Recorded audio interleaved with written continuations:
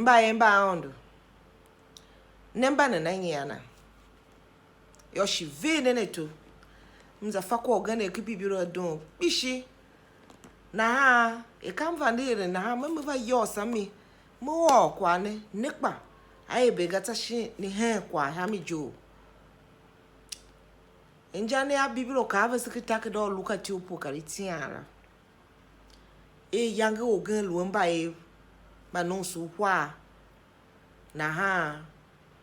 se ngwa ya kamba nonsu no kiliki ka wentena ano diako ilusha chuna ishi otena no bakpewe lukale diako e namba eve nala woni no Hegen itena lu pega na unso e no kwana na yang tena ba o kwaga pa diako ne na wala ina na yang kala ka di bua na ta wana kula kyana ma yen kitalo gane ikave sie wana yanda vi nyari kin vi mlu ka ya no ni chocho haka dance ma wane hidegba shile yo sha ona no go kosu yo na ya na krim shilo lu shile yo ne vatavi jinyo haya vini kwa yakpa kala luga na wane hide hene shimana aka wona enwe kwabo una hide yem hi yana gaya baile ne ete na tonpa ma yikwa hashimave maka ke jili un lo vashila tomne kwa yanu wa jom la tsekpa na ayi wa jom ba wan nge shamine anne un na kwa yana kpa an bakala ko ma un ya kpa ngura kpa un zo mi yanga na wane ma hinde he amo ahinde ma agbe yementi yana una na no hitana na haiki bibiro ka ba se tena yana ngena kicha ma tena mo ava yema basu akuvo na hang aka ikpani luhela ika fule to kundi semble ba wane e won kunya kwe ko bua wa kwa yan semble ya mbe na ne wana ne yang sa pa da hede na so mbe sound you wana Luka na wona nenge won ondo kwabo ondo kuma sha wolu sha la wonu kwabo shi won te na pa wonu kwabo yangu ka wona ano jako na ono ye ne pa ya te na da vele to yunga hemba sa te na yongu won na ono yangu ngo wana ono sune nyongu he luele nyongu na zana me wanu nene jana wangano wanu su yangi yembe da hinde no vese we yangu ndiako ga luvete na hene bada hinde na ha angwa yoso kulo kwangu ayila pine wona kanyi kwa eve ilusha ya dindi na hana ikana ya wangbana la da hinde ya teve nyongu sambele na ha kakwala angwa lu ha ya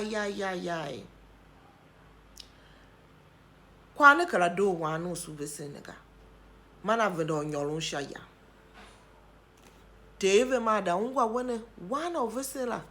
avenda nyoha yaga na ha tena ma muza ma gbadala mne wana kana wona nengu wangu ha vena wele ha makwa won shilen ya mi okpango nengu wangu bo chuku no e ngohol una wo na nyongu na embe ahule yo naga ba wanu te na ne da hindia ada to bua nai wa nyongu ka embe na unka kwala unka yo ne kala nyosha ya gai te na wona pe anengi wan gba na wo da hinde he ne ba kana nja wona embe won shanja ya gaya injeka injai tave ake ya biwo bibira ke yang kpe bande yang sa by that zwami ada hinde he na guda mbaka na nja ongo wona yembe na mnenge me bibilo kala wase la kwa mnenge me ka shene ya wane kpo ne nyosha ya ga shi ya no onkwa he na anu lumun yajo ba he la se kala faga Pakwalu vesinum so pinese chia. Wo nengem lu yombo kwamban ha. Kana esho biovo gana higa. Ashe bishia. Yangem vade walum bibiro hivene. Na ha kasim nongu nengene sho bio wano su kilikine ha chungila yangi bon. Ta chichak bafa. Shimi dem nengem honu mazungwe mate ne. Sembele wange. Katelu dido. Ulune mhonu mgaya.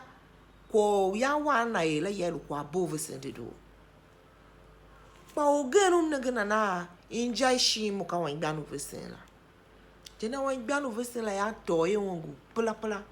Wangu kwa abo yoga shi ngula la sana haya one yempelu la mana sahi.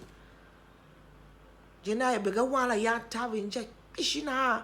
Wanu wangbanu wala ovese kwa ebega ya klalem. Mtemve ya klalem ayolo vega.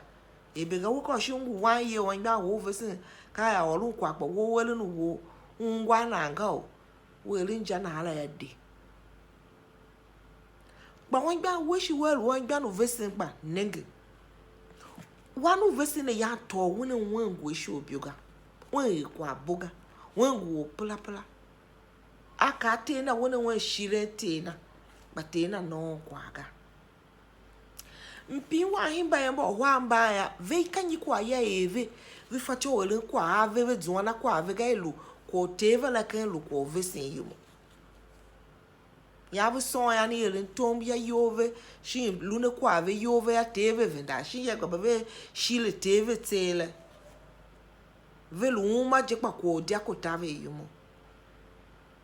wanu vesen la wen yona ya lo doshi ma shawan gbana ka shi ya wangba na lavande yele hune kavi no